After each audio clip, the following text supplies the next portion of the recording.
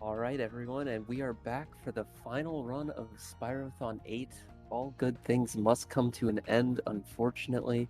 But fortunately, we have a great runner finishing us off with Spyro the Dragon 120%. Valen is going to be doing their run right now. They've been in the Spyro scene for quite a while and is a fantastic runner.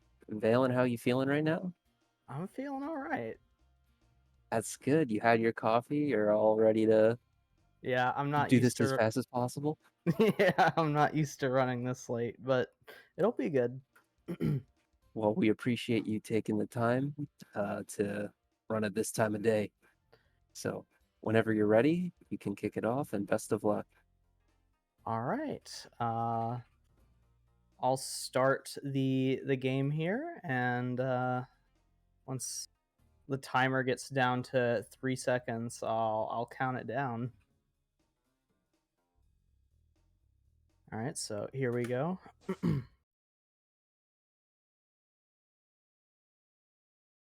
Also, I will be here for commentary a little bit. I'll be splying a bit while Valen's focused on the game. This is DylanJayFox chilling in with Valen, my boy, my gamer. All right, 4, 3, 2, 1, go. All right, so Spyro the Dragon, 1998, Valen. The game that started us off. The Without this game, this event wouldn't happen. A lot of us wouldn't be here. A lot of us probably wouldn't know each other, and I think there's a lot to be said about just the power of a single game bringing as many people as it has really together. 120 has been a category you've run for an ample period of time, Uh, and Yeah, I've been running this category since 2014. I've taken some extended breaks though. If you want to get into it here. yeah. So here we're doing Sunny Flight. The first level we hop into typically in 120. It's one of the first flight levels. There are 5 in total.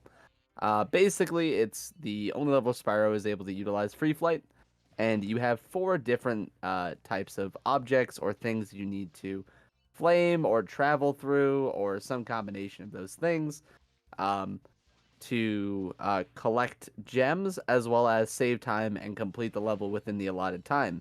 As you see in the top right, there is a timer counting down, but for each thing he is able, Valen here is able to flame or go through, we are saving some time and pulling a few seconds back, which of course we're going to want to do as quickly as possible regardless. Valen, I know you've done this like billions of times at this point. Like, I know you've been doing a bunch of ILs for the speedways lately, Yep. uh, which you have been killing.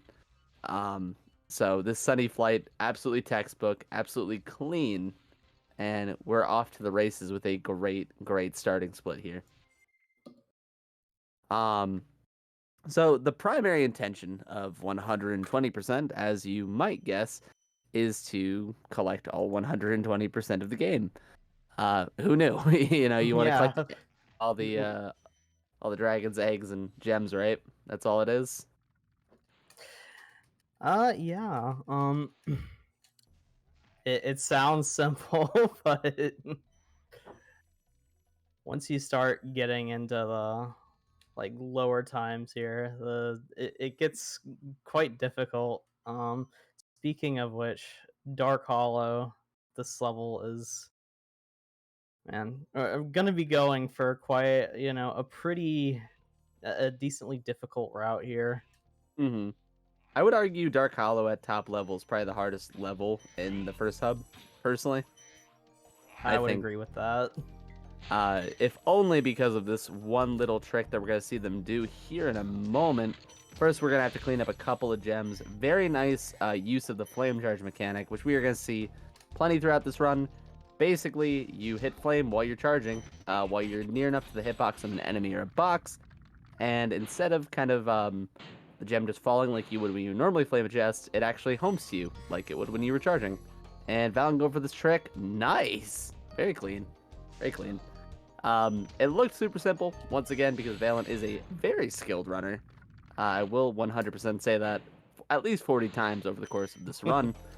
But it's absolutely true. I mean, tricks like that, it doesn't look difficult, but I promise you, if you go to try to do it yourself, even if you have played this game a number of times, you will probably struggle with it at least a little bit.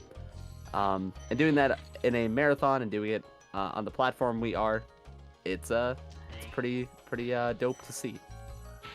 So here we're gonna see just this. I love how quick, like, you know, you are specifically, and like guys at like your level, with your gem collection, because right now you were just making it look so easy to be fast.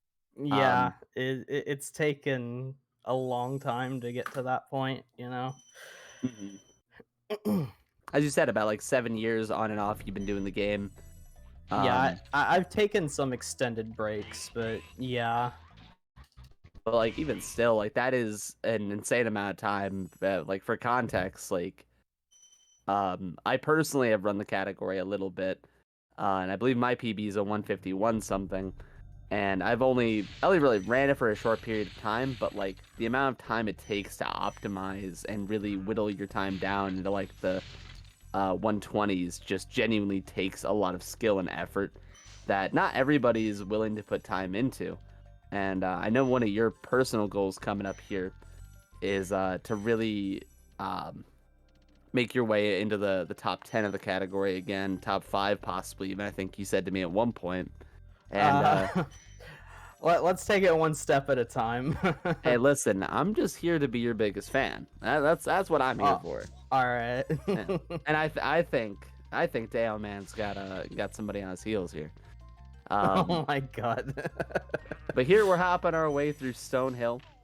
Once again, making use of flame charge mechanics as well as some great gem collection by utilizing the jump, which it honestly, it doesn't look that impressive, but with the way Spyro controls in this game, sometimes even just jumping into a gem can be weird and strangely challenging. Yeah, one small thing to note here, charging in the air is you actually get like a slightly sharper turn than you would like charging on the ground, so you want to like utilize that whenever you can. Yeah, 100%. Because compared to the other two games of the trilogy, if you aren't familiar with the first title, Spyro definitely compares much more similarly to a tank, just because of how the movement engine was designed for the first game, making him feel drastically different to how he does in Spyro's 2 and 3. Excellent little... Ooh, nope. I thought you had the flame charge there. It looked like a home that didn't. It was weird. But here we're just cleaning up Stonehill, kind of finishing off the level, scooping up every gem that we possibly can. Of course, needing all of them. I'm talking about this like it's any percent at times here. But yeah, we just kind of got to get through the levels as fast as we possibly can while gaining all those collectibles. Which sometimes they can be a bit elusive, especially with Sparks' range on the gems, I will say. Like, you can think you're close enough to a gem to collect it sometimes, and Sparks he's just taking a day off, he's not having a good time, just gives up. And then you have to, like, keep turning around for the same gem on repeat. But, yeah, that's Stonehill. Yeah, Sparks acts a little bit weird, but he is consistent in this game. Mm-hmm. And, like, that applies for the other games, too, but if you, like, there's a runner named Piper who actually made, like, an emulator tool that, like, puts a circle around the gem, and it's, like, really eye-opening. It's like, okay, wow, I do really just need to get good. Okay. But his behavior can be a little odd at times. For sure. Like, I know a lot of newer Spyro runners will talk about SRT pretty frequently. Comparatively to SRT, Sparks' range is a little bit gimped comparatively, but it's just purely consistent, whereas like in that remake, it's just weird and funky. Where sometimes like you'll think you're close enough to a gem and it just isn't, and to me it is just an inconsistent Sparks range, whereas Spyro 1, it's a very tightly made game, like just in terms of everything it does. Like compared to like the other two in the trilogy, I think Spyro 1 does probably have the least like things I would call glitches versus exploits that we as speedrunners tend to use. Yeah. Just because of how robust the game is. Like, it's just very, very well put together. Yeah, you see the remake for this game, like the first one, like any percent is like, what is it, like 8 minutes or something in SRT for Spyro RTA, I 1? believe so, yeah. Like- That's weird stuff. Weird It- stuff going on. Yeah. In comparison, this game, like considering this was like one of the first 3D games, incredibly like well put together. Mm-hmm. I very jokingly said multiple times that the way that Laura will eventually get 8% record is through Balloon Skip being found somehow. Yeah. Not to discredit the fact that they are an incredible player, of course, but it's just a joke. You know how that goes. Yeah. But SRT has some very, very unique stuff to it. But here we're talking about the original, which, by the way, you are doing an excellent job at showcasing here in Artisans. This has been a Yeah. very good artisan so far. Yeah, it has. Ooh. That was a good adjustment there. All right, hopping on into Toasty. Very nice Toasty wall glide, which can be very deceptively difficult from time to time.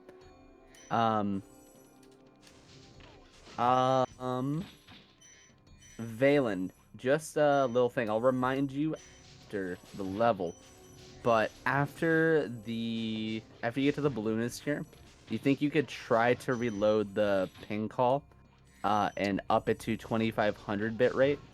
Because there seems to be Okay. some stuttering issues. Yeah, I see it. I'll see what I can do here. Got you. No worries about it right now, but just so we can you talk about it? Right there, as you saw, Valen went past a couple of dogs, and they kind of just disappeared off the edge, seemingly. Those are what are called dog vanishes, basically by getting them riled up and then kind of hopping out of their hitbox. What I believe happens is they just kind of disappear, right? And their gems just auto home to you because of a failsafe. If I'm not mistaken, Valen, feel free to absolutely correct me because I am a bit of a dumb head. Yeah, I have no idea. All right. So what do I do here? Do I like just type in the URL and rejoin the call? I believe so, and then you just update it to 2500 bit rate instead of the whichever you have it set to right now. Okay. Yeah, you can Well- just replace the 3500 with 2500 in the URL, pretty much. All right. Well, hopefully Okay. this doesn't PV.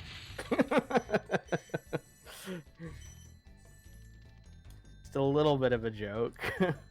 The only issue that was with your run pause is I lost my voice at the end of it.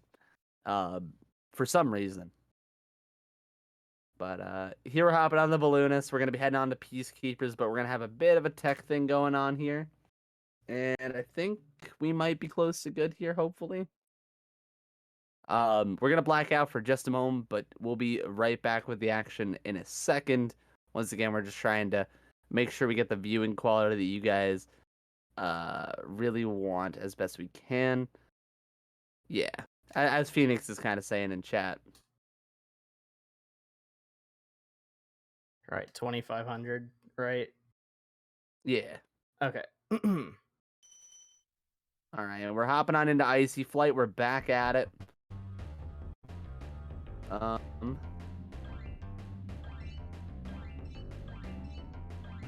And yeah, this is the second of the flight levels.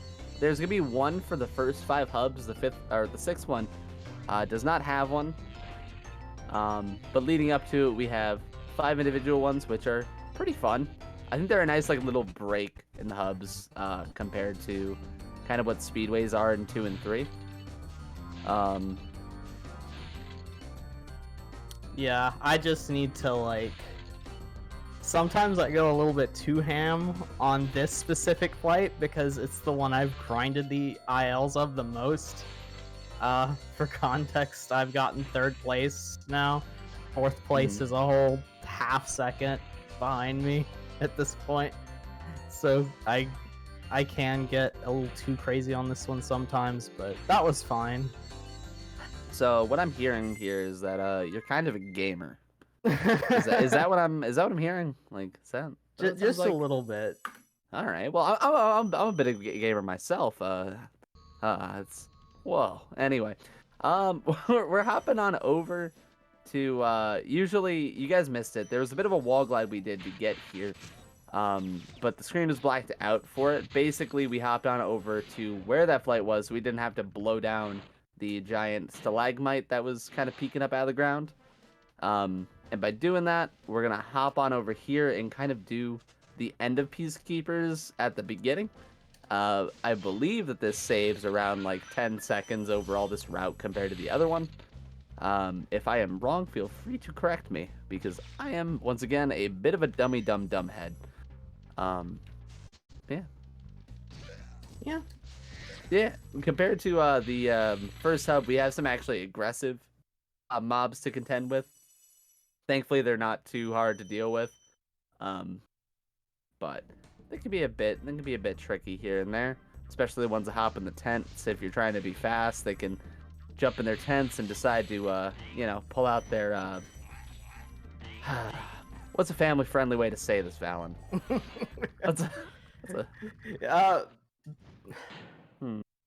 Well, The moon. The moon. There we go. Yeah, absolutely. Yeah. Yeah, they're posteriors. But here we're going Dry Canyon. The first appearance I think we've had second appearance of the fan chest. The cool thing about Spyro 1, the one thing I've always loved about it are like the different chest options. So we have spring chests and fan chests and metal chests, which all open in different ways. Fan chests, you have to flame 3 times at minimum, or until the fan is spinning enough to just pop off, which then it can go and hit enemies, which is a really cool thing. I've always loved that. As well as what am I? My brain just stopped working. As well as the spring chests, you basically have to flame once, and the gem actually pops out the top, and you can collect it as it's kind of flying up, which is really cool looking. I've always it's just so cool, the gem collection in this game. I'm gonna go for a cool one here. I usually don't go for. Let's see if I get it. You go for the triple? Oh, I barely missed it. Oh okay. no. That one is cool. Yeah. So what Valen was trying to do there was trying to flame 2 chests at once, then hop on through them. There are a few opportunities where you can do 2 at once in this run, and they always look super cool. That one especially, I agree with you. It's very cool because it's kind of tricky, and it's one that you don't see people go for too often. I don't normally go for that spin jump, but you know. Yeah, I would actually. I believe the official trick name for that is a Super Deluxe Mega Double Bubble Donk Bertha Booty. Yeah, that's actually the name. No cap. Yep. I wasn't a Vortex runner that named it that. It was actually an 8% runner. But we keep moving.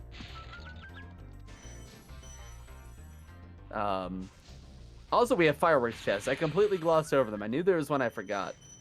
So these you can either kind of bash into, as we saw Valen do with the first one, or you can flame it once, and it takes a little bit to blow up. Kind of like a firework would, right? Since Spyro's dragon, they kind of made full use of his ability to breathe fire, which I think is, again, super duper cool. God, this game is just so cool. The more I think about it, Spyro 1 is such a good game. Just the design of everything, the levels, the flavor, and its utilization of how Spyro is a baby dragon. Yeah, it's a very simple game, but it's also very it very much succeeds in what it's trying to do. Mm-hmm. And not to say like Spyro 2 and 3 don't, but they definitely changed the formula in ways where I can understand why people aren't quite as like fond of them where they're fond of the original. I was also hoping you would say simple and clean, and then I'd be able to say like the way that you're making me feel tonight with this run, because man, this has been very good so far. You had a little bit of a hiccup with one spin jump so far, and that's the only like minor mistake I've noticed.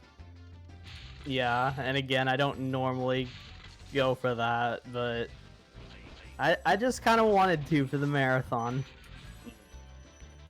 So here, Valen just, as you saw, actually flamed another firework. That one's gonna launch up to a chest up towards where we're heading now. Usually you would have to go up here and jump off of it, this area first, to get that chest, but because of the way Valen was able to manipulate Spyro's jump and kind of turn, you kind of gain a bit of height while turning. It's weird, and we were able to hit it, which is really dope. And a lot of good gem collection. Like, you are hitting like so many good flame charges right now. This is looking great. Really quick moment, just shout out to Comic Renzen with the raid of the party of 26. Thank you so much from the folks at Spyrothon. I know they always appreciate raids and support on the event, so thank you very, very much. We are in the main event right now with Valen the Dragon performing 120 for us, and so far putting together an absolutely stellar run here. These birds in particular here in Clifftown could be super tricky, but by manipulating them and kind of running in certain patterns, you can have them run towards Spyro, or fly towards Spyro rather. And it makes cleaning up their gems and cleaning up them as enemies super simple. Oh, looks like Flame Charge just didn't want to cooperate there for a moment. Or not Flame Charge, Charge Glide. No, that was just a straight up flub, but it's fine. Oh no. It is what it is. We all have those time to time. Alright. Picking up the last dragon of this level, and then we're gonna scoop up the final gems and make our way, I believe, to the big booty man himself, Dr. Shemp. Oh, I've got a nice little surprise for the big booty man. Oh, tell me more. You'll just have to wait and see it. All right. I'm here for it. So here we're gonna clean up a couple more gems here. We have to utilize the cannon to break open these strong chests, which we see sometimes have a bit of a mind of their own. Sometimes they don't exactly go where you want them to go. But Valen doing a great job at working with it still and getting into Dr. Shemp in a great pace. And now we're heading into Big Booty Man, the level. So this level, you got a lot of these little Shemplets. They're just kind of vibing around with their mamas, which I assume the lore is that they are, they're all the mistresses of the Big Booty Man himself. At least that's always been my headcanon. Yeah, they just send them at you, and if they don't hit you, they just charge off to their death. So they're very effective enemies. And here we're gonna see Valen just scoop up every gem he can, and hop on over to this island, scoop up that 25, which I never knew was there as a child. I don't know if anyone else had that problem. Hey, don't project your problems onto me. Hey, listen, I'm just being real here. You know what I'm saying? So what surprise you got going on here for the Big Booty Man? You know what I'm saying? Just a little thing you'll see here at the end. I'll light him up a little bit. You know what I'm saying? Just a little bit. All right. Second flame. So these bosses usually have between 2 and 3 phases. Ooh. There's your surprise. Ooh, we didn't even get to turn, bro. You just went around and hit it from the back. Like, let's go, baby. Anyway, we're hopping on down, scooping up those last couple gems, and making our way back into the Peacekeeper's homeworld. And we're gonna be heading on over to Ice Cavern. I was about to call it Icy Peak because all snow levels are the same to me in this game series. Challenge to Insomniac. Stop naming their levels icy. Yeah, or Ice something. Or like Metro or Metropolis. Like Metro Speedway and Metropolis. Or yeah, Metropolis. Like I always got confused too somehow. I don't know how I did it, but like man. Just come up with different names. It's all it takes. Ice Cavern, I would say, is definitely the longest level here in Peacekeepers, and maybe one of the longest in 120. Like not the longest by a mile, but like For its place in the run, it is rather long. Only being in like the second hub. Yeah. So one thing we just saw there while Valen was trying to collect that gem is Spark. Sometimes you gotta feed him to replenish his health. He has 3 tiers of gold, blue, and green. Where gold can take 3 hits, blue can take 2, and green can take 1. But when you replenish it, he doesn't do anything in the way of collecting gems, which means Spyro has to run into them directly, and it makes it a bit more of a hassle to pick up these tiny, tiny gems on the floor when you're a giant dragon. Or, well, a small but sizably large dragon compared to the gems. And yeah, we got these big metal guys, which you have to charge off these ledges, and their gems just kind of fly out at you. They're kind of tough to catch. I will say that from experience, I struggle with them a ton. As well as these poles, when I was a little kid, again, gonna project a bit here. I would hit those poles, and I would just go like straight off the edge. I would just miss them. So I'd be like, what's going on here? Why can't I hit these? Again, Spyro 1 doing such a cool job at like utilizing every aspect of its environment to really make the game experience super dope and super cool. Cameron Vangans, I can neither confirm nor deny that claim, as this is a family-friendly stream. But here we're going to be scooping up this next dragon, Asher. Unfortunately, all these dragons have like individualized dialogue, and while they all sound very much the same in this version of the game, and most of the time look very similar with only like slight color differentiations. I don't know what the right word is. They kind of just say a lot of the same. Sometimes they have unique dialogue. I believe the "You Gotta Believe" line came from Spyro, where he's talking to one of the dragons. I don't know which dragon it was, but it definitely exists. Oh yeah, that wasn't a reference to anything at all. What is that? What is that actually from? It's from Papa the Rapper, isn't it? Is it? I'm pretty sure. Hold on. When did? Hold on. We're doing a quick Google check here live at Spyrothon. We're here. We're very professional. When did Parappa the Rapper come out? 1997 in Japan. Oh, other countries and Spyro's then. Okay, I guess you're right. I'm an idiot. I thought it was the other way around. I thought Parappa came out after Spyro. No, today I learned.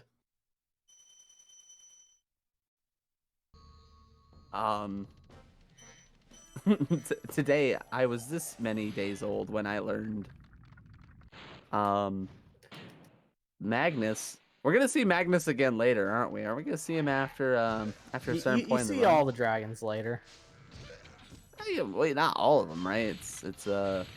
I have no idea, but a good majority of them. I think it's Magnus, Delbin, and that's all I remember. We see some of them later, but for now we're gonna be seeing some crafted up magic, in Magic Crafter's Homeworld, which I don't know about you. I think this is my favorite homeworld in Spyro 1, not in terms of speedrunning, but just purely aesthetically and like the level designs. I can respect that. Yeah. I think it's either this or Dream for me. They're both very good, but Dream has killed too many of my runs. That's fair. And listen, that's why they call it a dream killer. Like, the levels are fun and all, but man, is it rough. in a speedrun capacity, I mean, I hate Magic Crafters and I hate Dreamweavers. I can tell you that. But yeah, stuff. Also, I do want to apologize to anybody who is currently listening. My voice is starting to go a bit, so if I sound a little bit hoarse and annoying, just a quick apology to any of you guys. Spent a good deal of the last couple of days just yelling for varying reasons, but nothing bad. Very good reasons to be yelling. Anyway, we're here in Alpine Ridge, scooping up gems. We got those big guys, which we got to flame. We got those little guys that are riding them. And, you know, this level, I think, is probably the most fun in 120% just because of how cool the gem collection is. And how you have to kind of go off on, like, this route to the left. And then we also get to see a nice little out of bounds. Unfortunately, it looks... What did you, like, charge at that? Was that a charge jump? Yeah, that was a very bad charge jump. Okay. Yeah. So... one of the things that you can do that might be a bit safer is you can jump up just by pressing like X and like letting Spyro hop up, where you can charge and then do that jump afterwards and retain momentum. So like depending on like if you're just learning this route or like learning the game, there's just a myriad of like little movement options and optimizations you can do to save time or look to save yourself from passing away in certain places possibly, which... honestly, that's just an unfortunate like little thing. That one gem did not look like it collected, and I understand why you turned around. 100%. Yeah. That was weird. That was a funky one.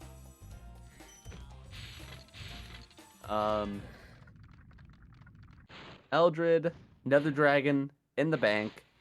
I don't know who's keeping track of the number of dragons that you're collecting, by the way. I've always wondered that. Like, I figured Sparks was handling the gems, right? Like, that makes sense. But like, I don't know who's counting the eggs. That's another good point. Sorceress, maybe. I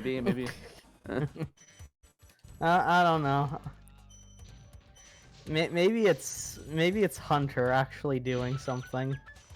I wouldn't believe that. I don't think Hunter's ever done anything in his entire life. However, one thing that we are doing right here and right now is closing out the Spyrothon marathon. Once again with Spyro, 120%. This is a banger category and a banger run so far from Valen. So far.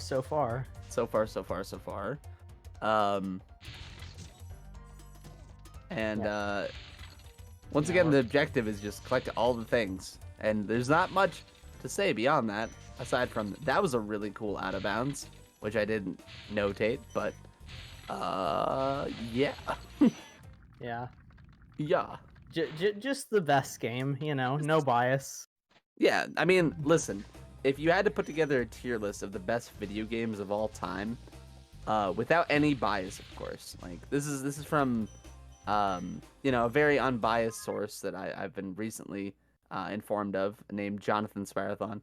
The greatest game to ever be made in the history of games is Spyro the Dragon 1998, for the Sega Genesis. For the Sega Genesis. Okay. I'm sorry. Mandela effect. That was my universe. PlayStation 1. Yes. And just so you know, everyone, after this, we're finished up here. We're all gonna be having some nice mimosas in the Spyrothon Discord. If you'd like to join, John Spyrothon will be distributing them. They promised me at least 2 complete vats of mimosas. I've lost the sauce in this round. I'm gonna be honest, Valen. I'm so far. No, it's fine. It's a vibe. We're here at 11:30 at night, I believe. Well, actually, no. It's a little bit earlier for you, right? Isn't it around like 9:30? It's 10:30. 10:30. For me, it's 11:30. It's late night. We're gaming. Right here, being gamers. Yeah, we're being gamers. Mm-hmm.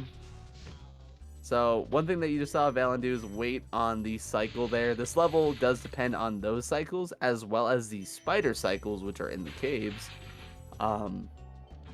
to really make it go as optimally as possible, it would be absolutely wonderful if cycles in speedruns didn't exist, but they also add a flavor that very few other things really could. So they're kind of a good with a bad, in my opinion. So here, really, those two, they didn't cost too much time in the grand scheme of things, but they can further upset later cycles, which I'm sure, like, you're probably adept at, like, being able to adjust to and kind of work with, depending on those spider positions. But to a newcomer of the category, I know cycles in particular can just be super intimidating to deal with. Yeah, especially in a game with, I don't want to say, just difficult movement to like get used to. Yeah, for sure. So here, oh no, we dropped the supercharge. It's So- fine. I kissed the fairy here anyway. That's fair. Honestly, the hardest ride here is to do a full kind of run through with bike caves and everything. It's one of the coolest things, but it's like, it's just so hard, isn't it? Like, at what point is like doing a strat worth it versus like unless you're going for record, I think like strats like that just aren't worthwhile, or else like you really want a very It's- low time. It's not one I've investigated as much as others, so Yeah. yeah. It just loses a lot for like, it saves a good bit, but like it loses a lot if you mess it up. It's one of the very easiest ways to lose gems. It's a primary reason why in 8% I believe they mostly work to omit bike caves. Which, Yeah. to me, it makes a ton of sense, because it is just a painful trick, and if there is an alternative to it, even if it is a little bit harder or like a little bit less reliable, yeah, I think it's just better, just in general. Yeah, I'm trying to think of like who. Yeah, Who, like, I found don't it? know. No names come to mind. Yeah, I don't know. No one runs any percent. It's really sad. It's a really cool category. yeah. Sadly, like 120 is just funnier one. It has a lot more comedy to it, which is why people run it more. Yeah, that's why. Yeah.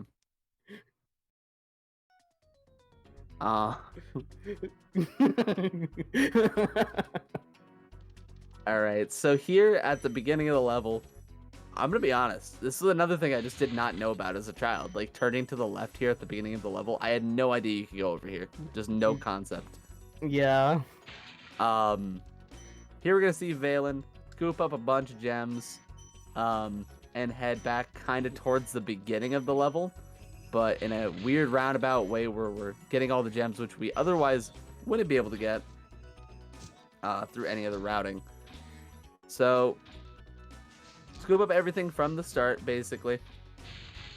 And then we're just going to be doing a lot of good flame charges on enemies as well as regular charges.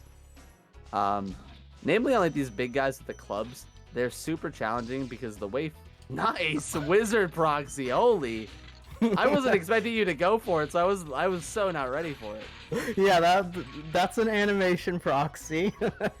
Yeah, so like if you guys were with us for the Vortali Any relay, that wizard proxy operates in a very similar way to the one in Haunted Towers, which they utilize in Vortex. That was so cool. I just wasn't expecting it. That was dope. Where was I? I forgot.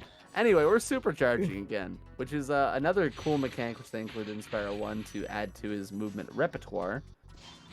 As a means for Spyro to be able to charge through harder objects, and charge up like super high distances and do a bunch of crazy cool things. And Did I don't like that. gem count. Wait. Is it this?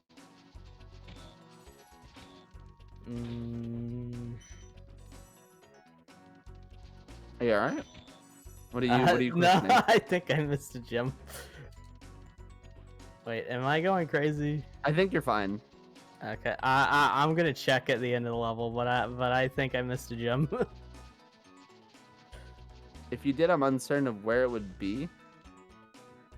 That gem count just does not feel right to me. I'll know after After this section, once we get to this dragon. Yeah. I believe it's like 407 or something we want to be at, roughly, at this dragon. It's an 07. Yeah. Yeah. 405, so we are missing a 2 somewhere. Yeah. It's at the wizard proxy ledge, but I'm also drunk, so don't believe me. Thank you, Steve. Yep, there we go. Was it up there? Well, there we go. We get to see this too. That was a terrible attempt, but that's fine. I feel like I distracted you by being super hype on it. So here we're gonna get up through... Dude. No. We're basically using the walls to kind of ramp up, and you have to do it in such a way where you don't hit the ceiling. And it's honestly really tough, this jump here, in my opinion. I was getting it earlier. If I miss it again, I'm just taking the fucking walk of shame. Okay. Hey, listen, it happens. It 100% happens to the absolute best of us. So here we're going all the way around. I didn't know you could do it that way until right now. Right now. Until this, I was this many seconds old when I learned. Yeah. And we're gonna make our way to the dragon. Unfortunate bit of time loss, but with 120%, it is the crux of the category. You do need to collect everything. So if you do, unfortunately, miss a gem anywhere, you will, if not right then, at some point, you'll need to go back for it. And yeah, I was right too now. busy popping off after the wizard proxy Yeah. to notice that. To be fair, Oh. that was super hype. That's okay.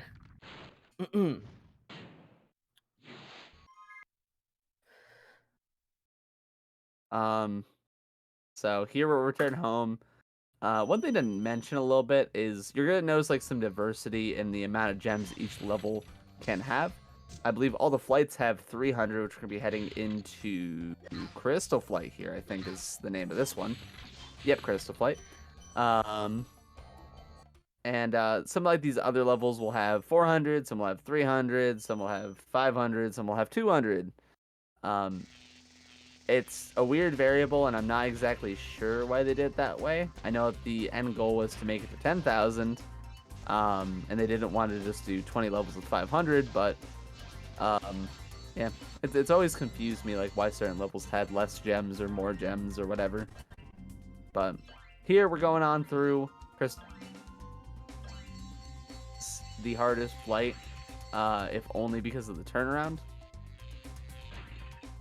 That is absolutely not true, but okay. I struggle with it. I cannot Wild do... Flight with the hardest route is yeah, I'm not gonna be doing that, but yeah. But isn't this the only like real route for it though? Like, well, I mean, obviously you can do it the casual way, but like... No, like Wild Flight with the really hard route that does like yeah. But I'm saying yeah. like you can do Wild Flight a few different ways. More so was my point. Like, I see, yeah. yeah. Optimal Wild. I agree with you. That does suck. I just Also, don't that like the dragon does planes. not exist now.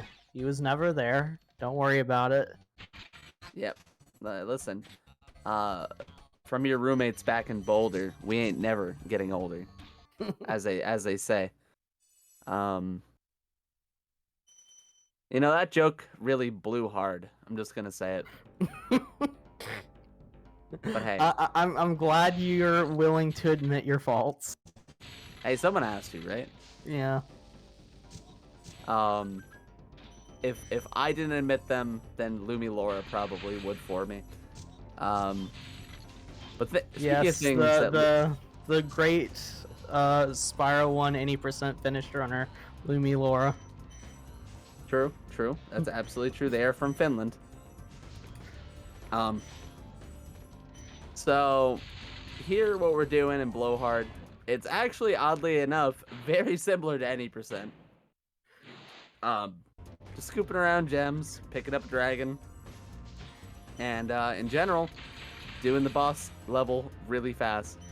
Like the last two, Blowhard has 3 phases where you just need to flame him once, drops a gem, and then the last one, he's gonna drop a couple more for us here and there. Got a couple of spring chests for the road, and then for some reason, the developers decided to put a little 2 gem right in this chest right before the portal. Which is, I don't know, it always seemed weirdly out of place for me. I don't know about you, but Yeah, I don't know.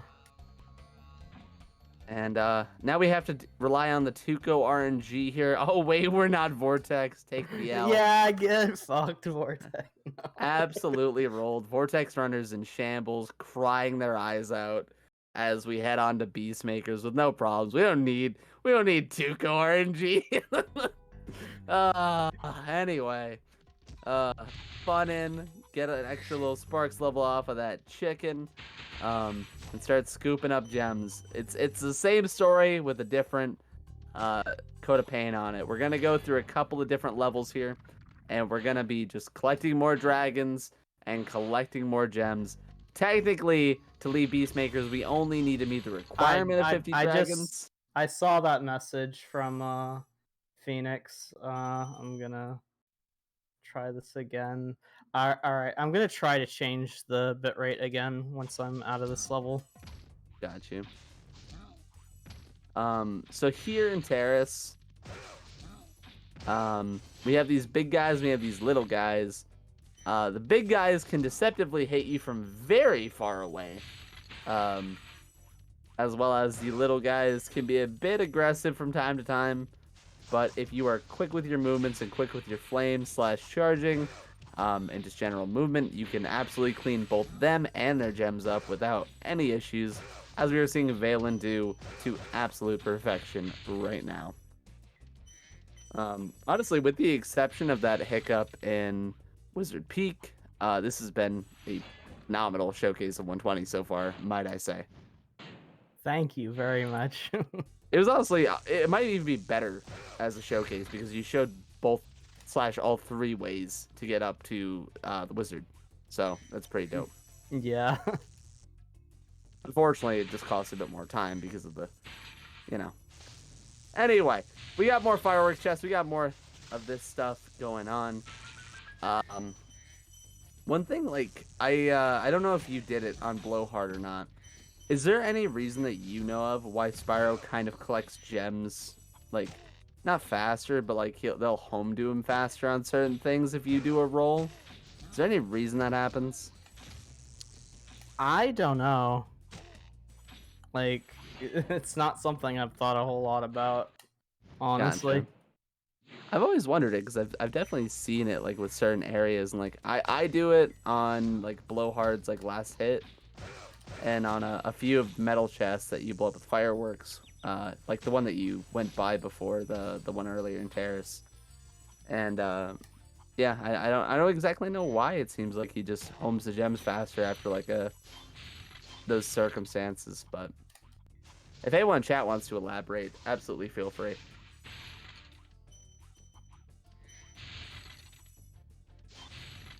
All right, just a couple more spring chests, a couple more metal chests, and we gotta bop down a couple of these last couple guys, and 400 out of 400, and we're hopping our way back to Beastmakers. And the screen might go black for a moment here as Valen tries to fix the bitrate here in a moment to try to give you guys a more clear showing of what's going on. I believe we're going to do that right as we enter into the flight level up here.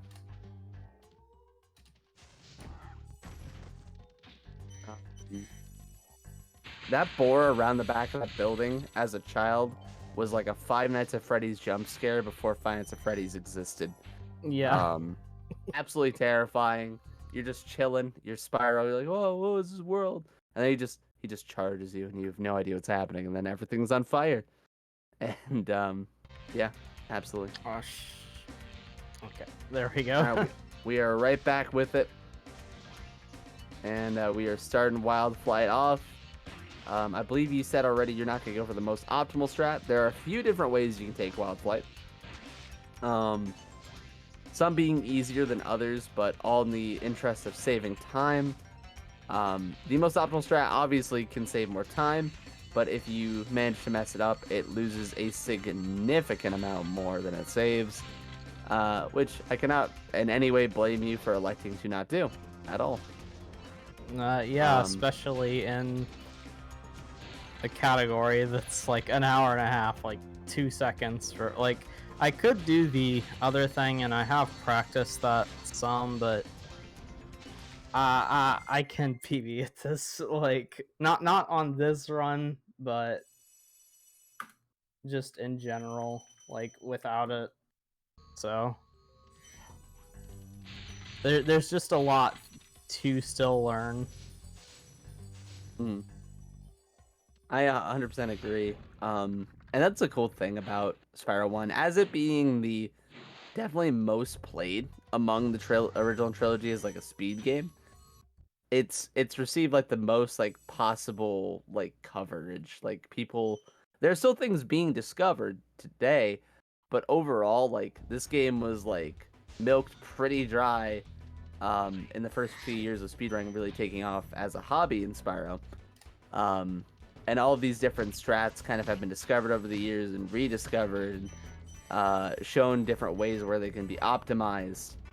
And, through that, like, people have found their ways to doing routes and finding what works best for them. Like you said, 2 seconds in an hour and a half category. Why worry about 2 seconds? It's why I'll always encourage new runners of especially 120 just to do a lot of resetlesses, because it is just genuinely the best way to get used to the game, because you have to get used to the movement. It gives you that whole thing. But that's a little bit of a tangent for another time, as we're seeing Valen traverse what is commonly known as the hardest level in Spyro 1, at least to most casual players. I would personally say it's Dark Passage, but I would tend to agree with that. I think Misty's a good contender. It's not a bad pick to say as the hardest, if only because of one ending area where we're going to be going to here. But honestly, every section of this level is very hard to do optimally. And almost got the flame charge on the board. There are a lot of different like miniature optimizations in 120. Such as being able to flame charge that boar, such as being able to scoop up those gems or time yourself slightly better, or even do a flawless end of level section here, which can and will save a good bit of time, depending on, of course, if you're able to execute on that. Thankfully, we are here with Valen, which again, I will reiterate, is a phenomenal and probably, are you... Who else is active? You're at least the second or third best active like 120 runner, which is a lot to say because there are a lot of active 120 runners. Like 120 is probably you're really pumping me up here. I mean, like you are just genuinely a very good player. Like there are few people I can think of that are actively running or that I have seen run this category that are better than you, which I think is a true testament to like the quality, again, of runner that you are and the dedication you put into the category. Thank you. I'm hoping to... Yeah. It's okay.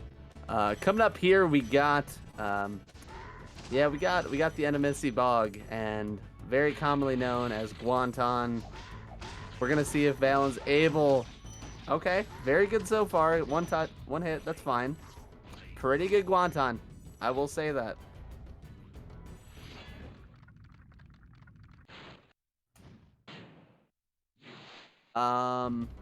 Is Saboom active? I haven't seen Saboom stream at all. Saboom has been streaming.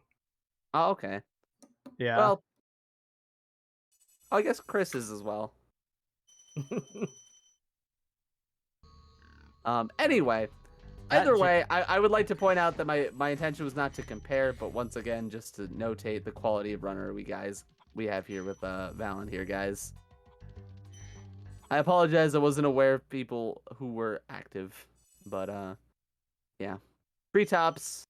What are your thoughts on treetops? Do you like treetops? I like treetops. Like treetops? I don't know how I feel about treetops. It's like I think I've just been like burned too many times by getting knocked off the edge by the monkeys throwing bananas at me. Sounds like a skill issue. It absolutely is, and like thankfully you're not gonna have that skill issue because you were gonna absolutely smash this level. Once again, you are a gamer, which is the important part. So here we're gonna be scooping up some more flame chests, catching on some of these gems, and yeah, I believe we're gonna do. Are we gonna do a Laura launch here, or Laura launch, not a Laura launch? No. Like you're getting way ahead of yourself, number one. Well, I forget the ordering for this level a little bit. The routing is a bit all over the place, but I haven't messed with it too much, but I'll go for it once. Sure, why not? Eyes emoji. Eyes emoji. All right, let's see it. Let's see it. It's gonna happen. Oh my god, okay. Let's go, baby. It's free. Call it America, baby. That's free. Oh my god.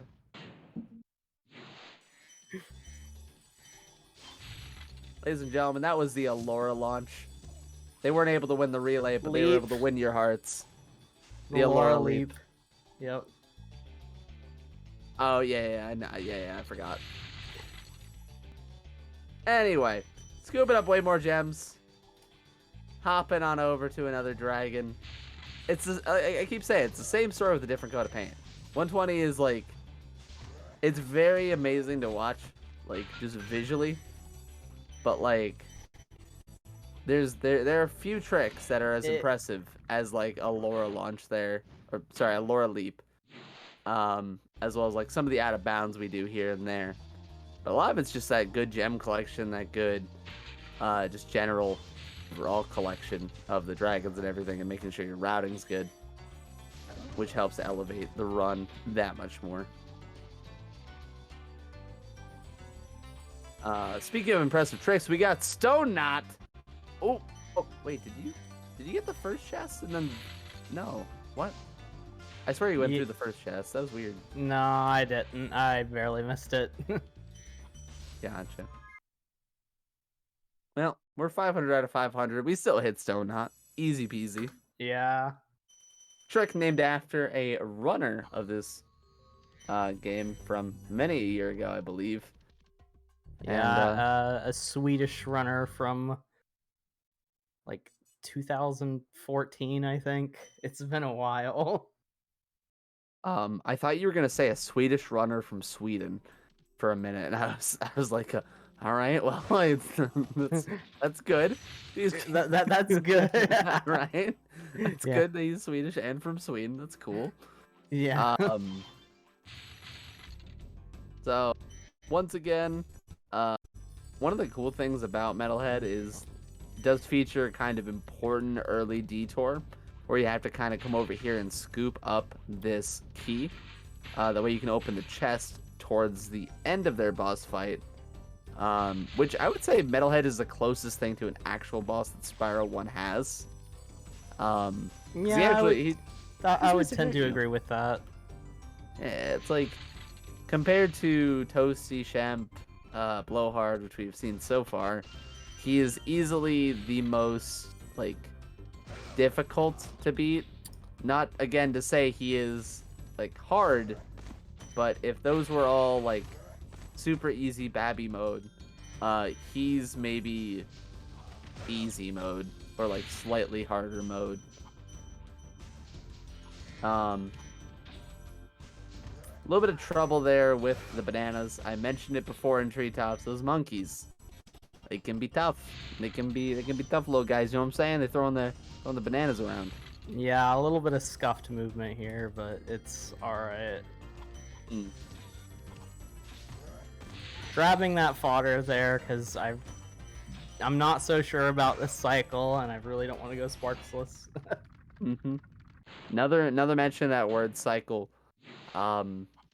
Easily one of the hardest things to do in this game, especially when you're speedrunning and trying to do everything optimally, is again dealing with cycles. It's something you just need to be able to adjust to if you want to excel. Because not every run you're gonna get a perfect metalhead. Not every run you're gonna get a perfect wizard peak or a perfect whatever level you're relying on. I also meant to say high caves there, not wizard peak, but you know the drill.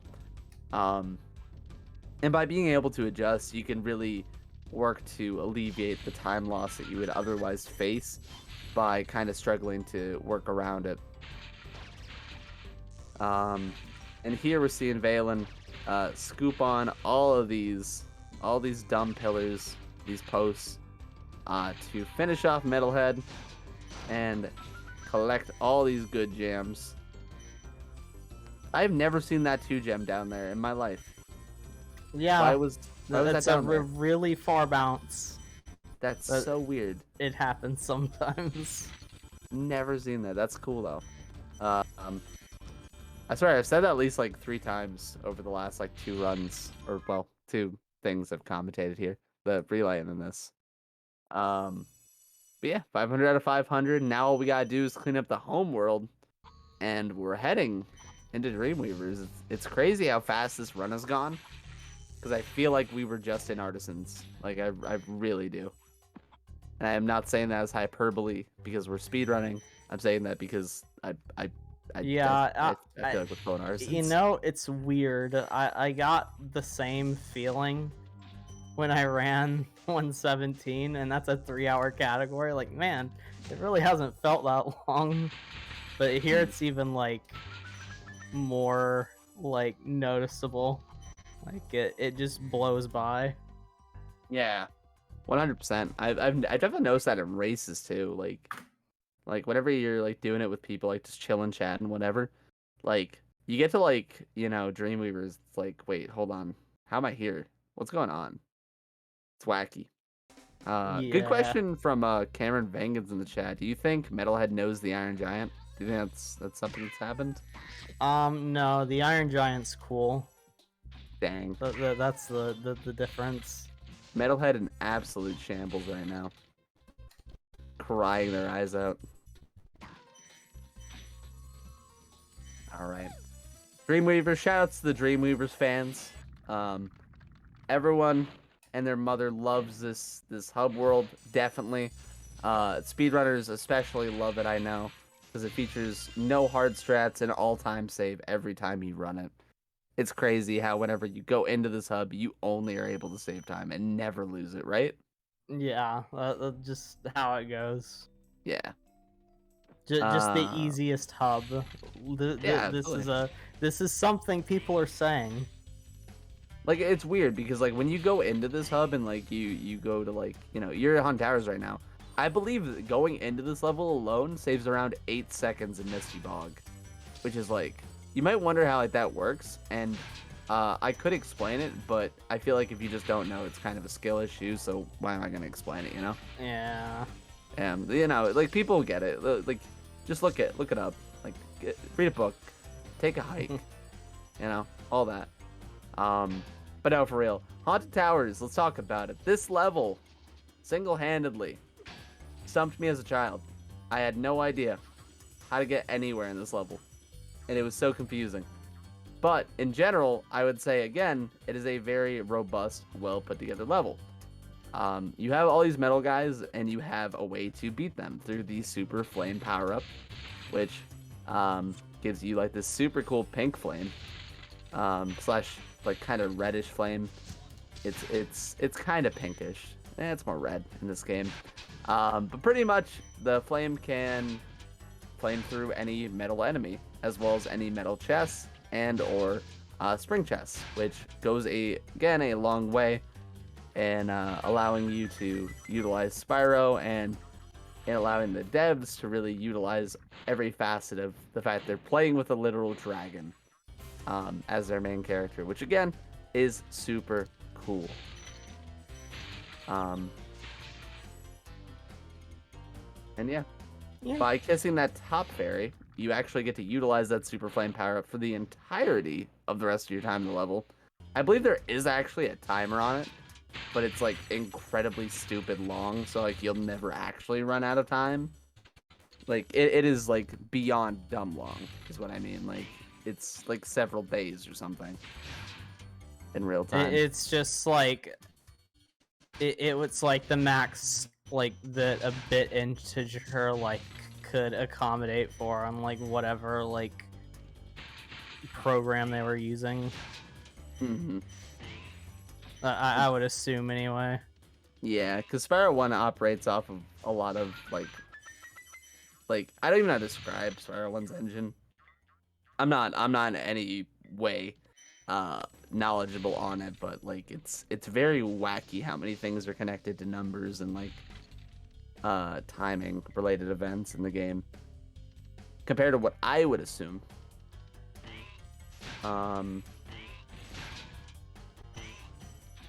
Anyway, as you guys can kind of see with like these big metal guys, they're tough to flame charge, and if you unfortunately do miss a flame charge on them, their gems spawn so high that it's kind of hard to compensate by jumping into it. So they can be a bit tough to collect from time to time. But Valen, you're doing a pretty good job, generally, at getting these gems as quickly as you can. As I know these guys are specifically super tough. Like I struggle with them a ton when I'm trying to do this. Yeah, and it's because they spawn so high that they're like kind of difficult to get. You just have to get up really close. Mm-hmm. Yeah, 100%. Like you have to be like inside of them basically to really get the gems. Yeah. Oh no, why'd you do that? Oh my god. Oh wait, it was intentional. So as we saw actually in Vortex, it's just the fastest way to get to Dark Passage because you don't need to take all of those whirlwinds. It just doesn't make sense, and you need to collect those 10 gems anyway. So you might as well just take the Death Abuse. Obviously, if you are on 0 lives, it might be a little bit less optimal, but even still, I think it's marginally faster than taking the whirlwind regardless.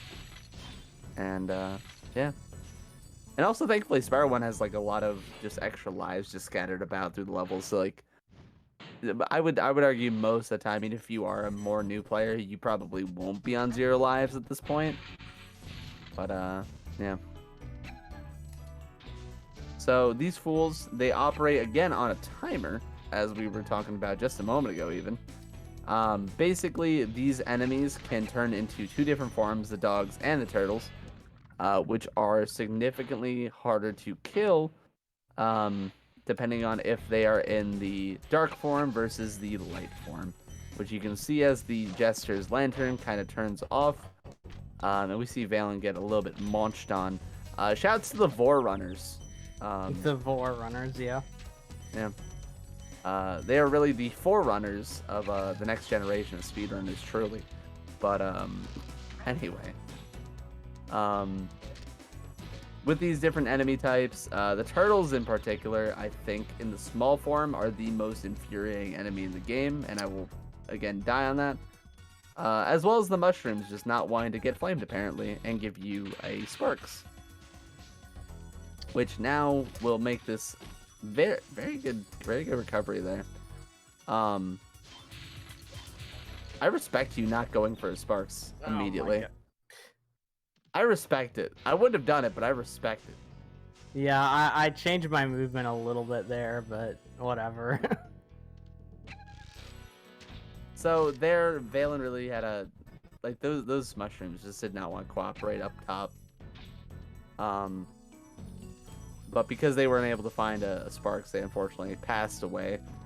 And as I said, these turtles are just brutal because they shoot really fast and they're also really accurate. Like, I get hit by them all the time whenever I'm in this level. It is frustrating. Unfortunately, they did die right before that save point or checkpoint in the level, but we're still moving on. You probably only lost about like 20 off of it at most. I would venture to guess. Maybe a little bit more.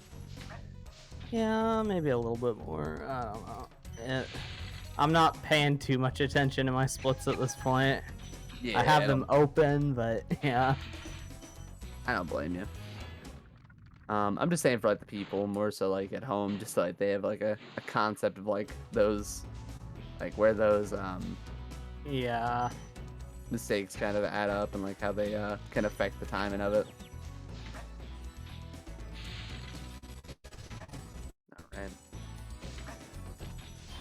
So an enemy I didn't really talk about that much actually are the like little devils, the angel devil things with the bows, the cupids.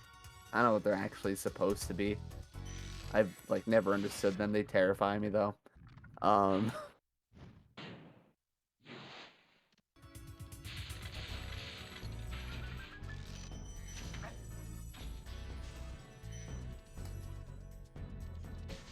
just one moment.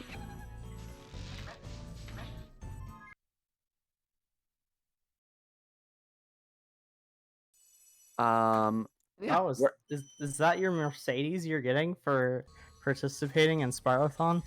It's actually the Bugatti. I was just DMing John Spyrothon about the terms of service within Yeah. where my warranty is coming from. So, ladies and gentlemen, boys and girls, we are here watching 120. Is there anything like specific you want to say about the Dreamweaver's homeworlds? Because I feel like out of all of them, it's the most, it's the hardest to traverse quickly, especially in 120 where you are scooping up all the gems.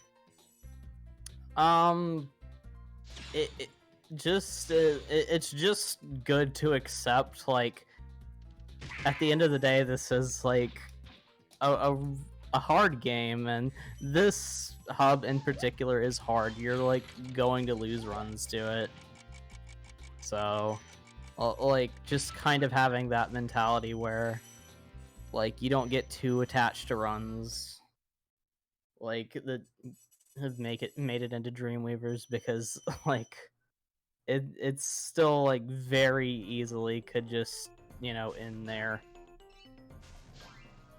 just because of how hard these levels can be.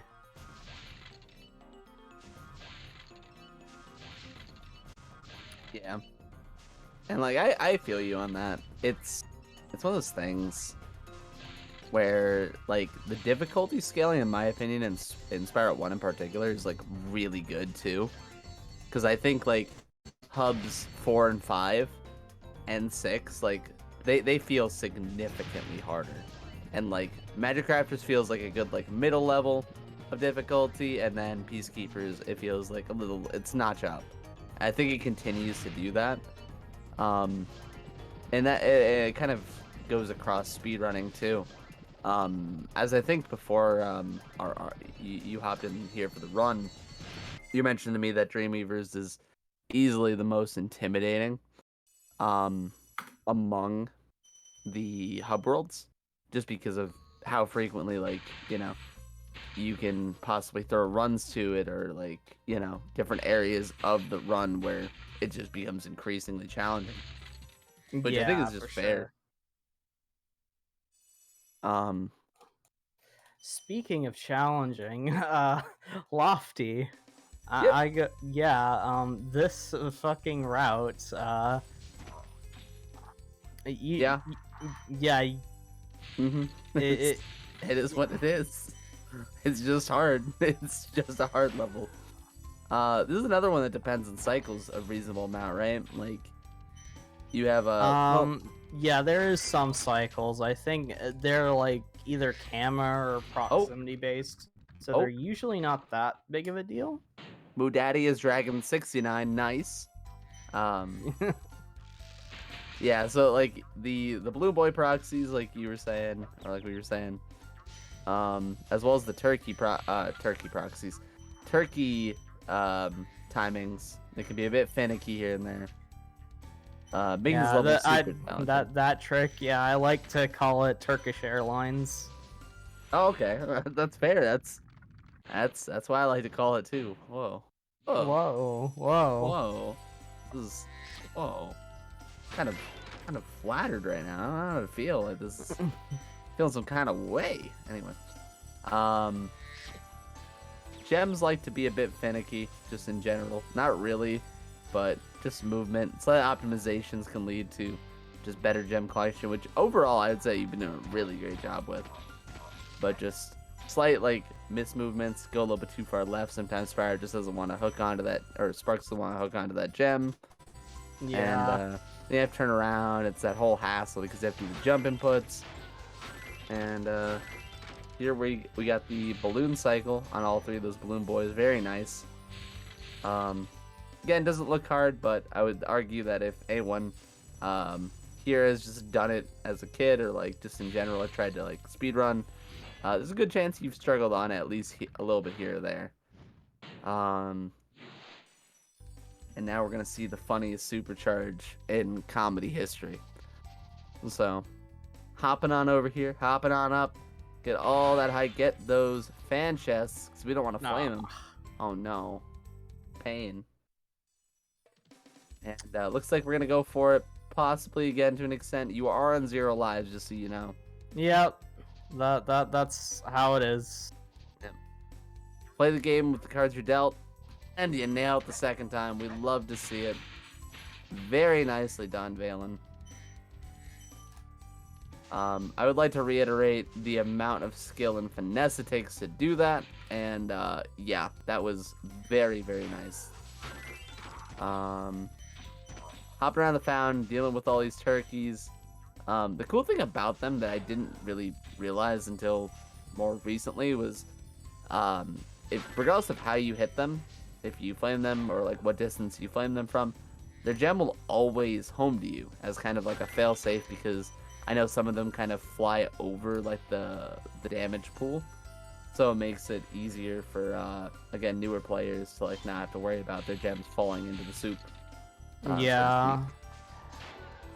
Just, do you know, was the PAL version released after the, like, American version?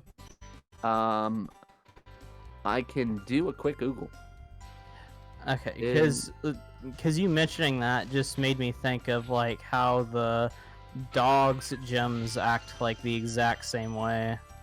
Allegedly, that's a yes from Lumi Laura, which I'm looking up. Yeah, so that might be something they just thought about later.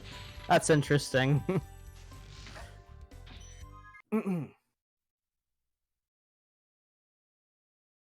Sorry, small tangent. Yeah, no worries. It's a fair thing.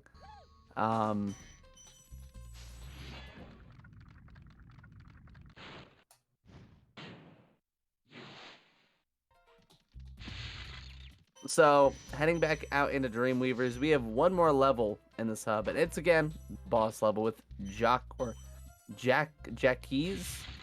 Jonk? Yeah, something like that.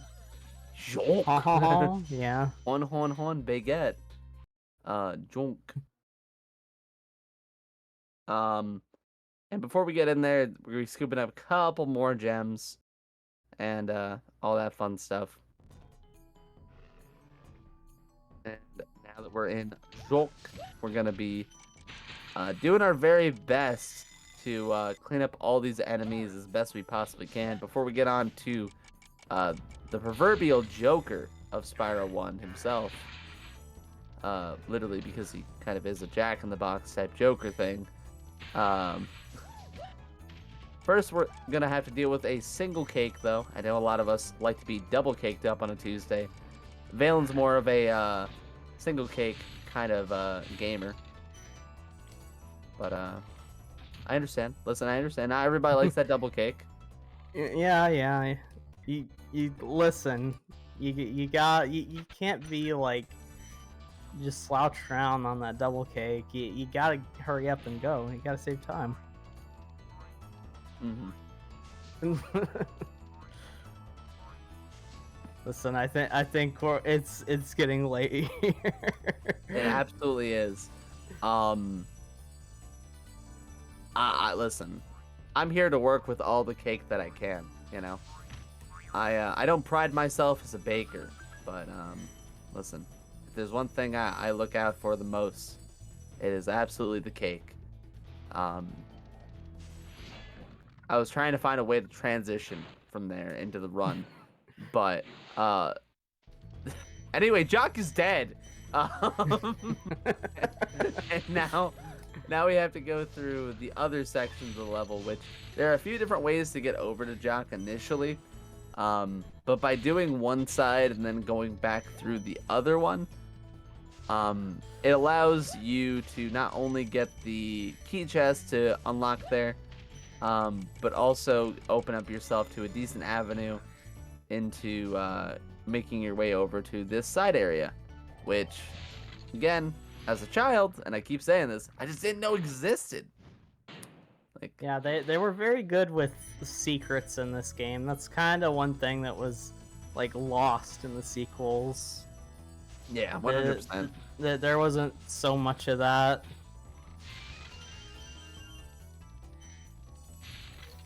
Yeah.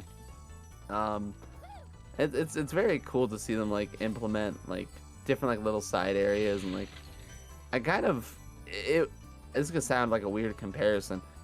It reminds me a lot of like Crash 4 in like weird ways. And I don't know how to describe it beyond like just like the little secret things I didn't know were there or like didn't think to look to until like I played through it a bunch casually and then started watching speedruns of it.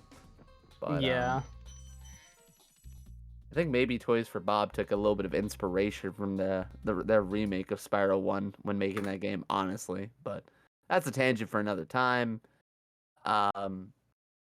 We're heading on into the final homeworld of Spyro the Dragon 1998 original, and arguably the most difficult in terms of just pure levels as well as enemies. So we have North Cove, Twilight Harbor, Nasty Nork himself, and then Nasty's loot, which I know can be a bit of a struggle in certain areas, but we'll have to wait a little bit to get there. For now, we're heading on into Cove. Which, how do you feel about Cove, Valen? Are you feeling confident in here, or, You know, Cove has been one of the levels I haven't. Is probably my weakest late game level right now. It's a tough one. I think, like, all of them are pretty hard, but, like, Cove is, like, I can't tell you the number of times I have gotten to the end of level only to see, like, 398 gems or, like, 399, and then just be like, how did I miss a gem? And it'll be like one of like 3 different gems every time. And I'm like, bro, there's no way I missed that. Like I always check for it. It's like, nope, just didn't get it. That and like the enemies and like all of the different like ways you can get damage. It's just hard.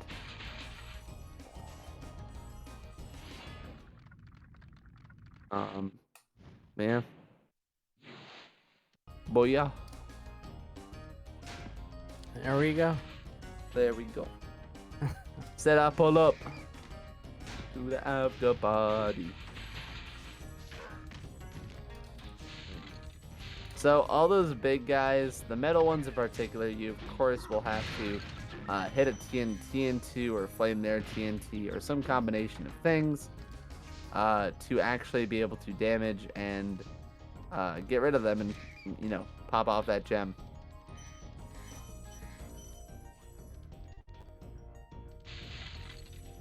So, thankfully we do have ample options in the way of different barrels to send their way. But yeah, they can be a little bit frustrating to deal with, especially like when you're charging into them or like charging near them and you bonk on their barrel, 'cause then you can take a damage and they have to take that damage too.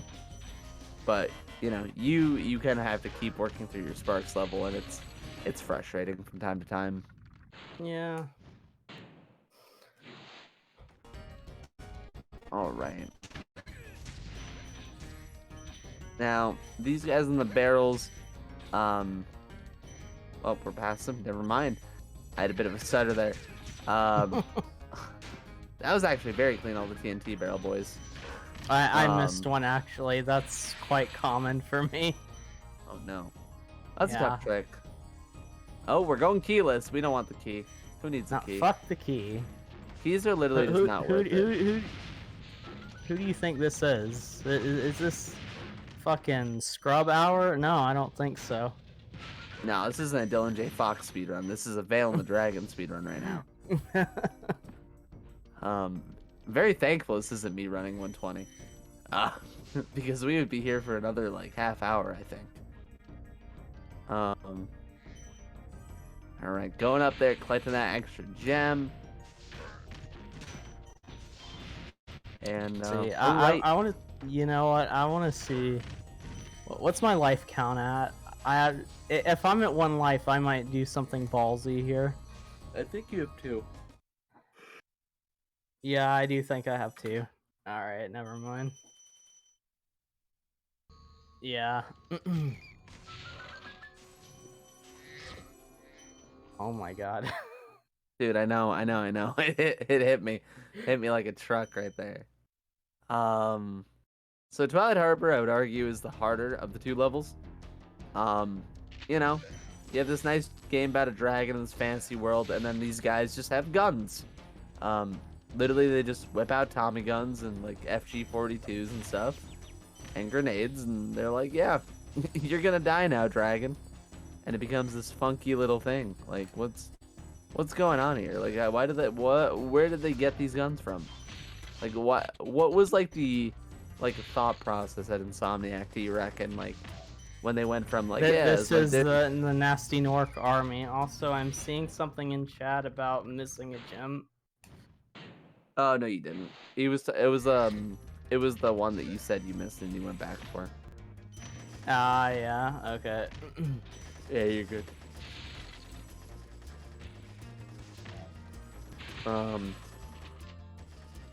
I know, dude. No. I'm sorry. I'm not You're used to like doing runs this late. Yeah, The no, I coffee feel ya. got me most of the way through it, but wow. Yep, we got a couple of tired gamers out here, but hey, we're still looking to finish strong here with a great 120 run. Alright. Scooping up all the gems. Doing the 2 life strats here, it's looking like. There is another way to do this, which is a little bit more challenging. But it is, again, just more challenging. You tend to lose a bit more time if you mess it up, as it can lead to a game over. So, you know, you work with the cards you're dealt with, and thankfully in this Yeah. case we were working with two lives. So, and from the rest of this, we're just gonna be scooping up all the rest of these gems, murking out the rest of the Nork's army, and yeah, it's pretty sick. Again, I'll never understand the thought process at Insomniac where they went from like, here's these funny people who dance in the hub, and like flail their arms around, to, yeah, these guys have guns. Like, they're gonna shoot him. He's gonna die. Yeah. I like I said, I guess like they just wanted to up the ante before the final boss.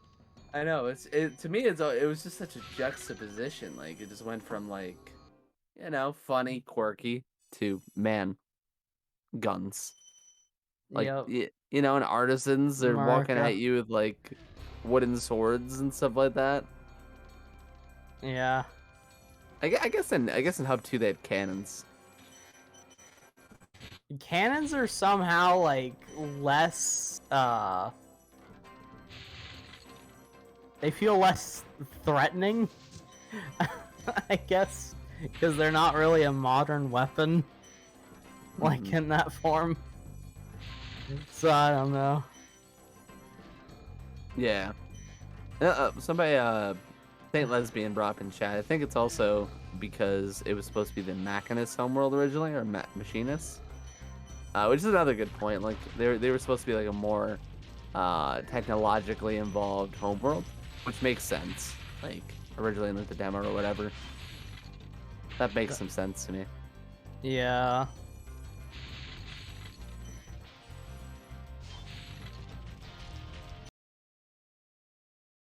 Just casually getting 1 cycle Nork here. Easy peasy 1 cycle Nork. Easy peasy. Literally walk in the park, You know, compared to SRT, this one cycle Nork is literally like it's so free it hurts. And not to bring back That's SRT fine because we comparisons. we have a different trick we have to do. Yeah, I mean, well, like, is it credit skip? Because we have that too. It's, you know, it's pretty difficult for us, I would say. I'd say hitting start and triangles kind of hard. All right, we're gonna hit credit skip and let's go. We're gamers out here in Amish. We're gonna get that game over screen and hop on back into the hub, and then pick up Delbin once again, and then pick up the last couple gems, and then head on into the loot. Oh baby! As I said a few times during the relay, we're in the end game now. Actually, we've been in the end game for a minute, but you know. Yeah. We'll pretend that the end game really only starts in loot, but intention with loot, it's an extra little bonus level for those of you guys who haven't played the original game that much. Basically, it was just an extra little fun thing for people to experience, and you know, it's just gems basically. There are technically enemies in the form of the egg thieves, which are actually holding keys this time around for us. But they're really not particularly challenging. Of course, in a speedrun capacity, there's a bit of nuance to how we get them, which can be a bit difficult. Thankfully, the first two are pretty easy. First one, you flame off of a pretty easy, just charge into him, hit the flame button. Super simple. Second one, you hit a little fan chest into him. However, this third one, this plain one, could be a bit funky here and there. So we're gonna see Valen go for an early hit on it. The plane's gonna fly overhead. Very nicely done. And then we're gonna flame a firework chest, which is gonna open up right to Valen's left here in a second. Gonna hop on up, get enough height to hit this next plane early, and hopefully we hit it. Yep. Very nicely done. And we're gonna hop on up to this 110 gem. No idea why it's only one up there. You'd think it'd be more, but it's probably to get you to fly there, since that's kind of a mechanic they don't tell you about. Like, yeah, it's I've always implied. wondered that. Yeah. I always thought that it should be connected to the keys. Like, once you open the door, I think it should just give you the flight, which I think it does in SRT, but I always find it so weird. Probably a limitation of the PS1, Yeah, if I had to 100%. guess. And we're coming up on time here, collecting up these last couple gems. Scooping them all up. We can do some vacuum strats. Any rolls for the fans? Oh! Look at that. Insane. Gaming and time. Time. Ugh. Man. Phenomenal job. Absolutely banger run. Yeah, that's a 131.35 on my splits. Yeah. There you go. That's 120%. Oh my god, I'm so tired. Thank you for feel having that. me, everyone. Yeah, no, Oh. absolutely. Thank you for coming on out and showcasing this with us. Anyway, we're gonna be outroing the stream here, here in a moment. But once again, Valen, everybody, give up a round of applause for Valen. Phenomenal run, great way to close out the marathon. And I hope you're back again next year with the same category, because I know you're gonna push this even further than you are right now. Anyway. I've got some ideas for some categories, but we'll see. This was a great first year for me. Thank you, everyone. Gotcha. Awesome, man. All right, so we're going to be heading on out here in a moment. Ladies and gentlemen, thank you oh so much for joining us here at Spyrothon. As always, it has been a pleasure to showcase all of what Spyro has to offer to all of you folks. personally, I want to take a quick moment, thank all of you once again, just from me personally as DylanJayFox, but also thank the organizers for allowing all of us to have this platform to again showcase this game and why we love it, and all the different variations, all the different interpretations and categories and everything that this game has to offer. Thank you so much for it. We'll be back again next year with the big event. But also, I want you guys to be on the lookout for a showcase event in the spring and maybe some other new content throughout the year because I know those guys are planning a ton of really cool stuff. We're going to be raiding on over to Glued, who actually accompanied me on commentary. I believe they're doing 120 as well, so we're keeping it on trend. And yeah, I just, once again, want to say thank you guys so much. I love these events. I love all the people. I love the energy that this community always brings. And realistically, I really want you guys to look forward to the next one. Until then, keep on spyroing. Bye-bye.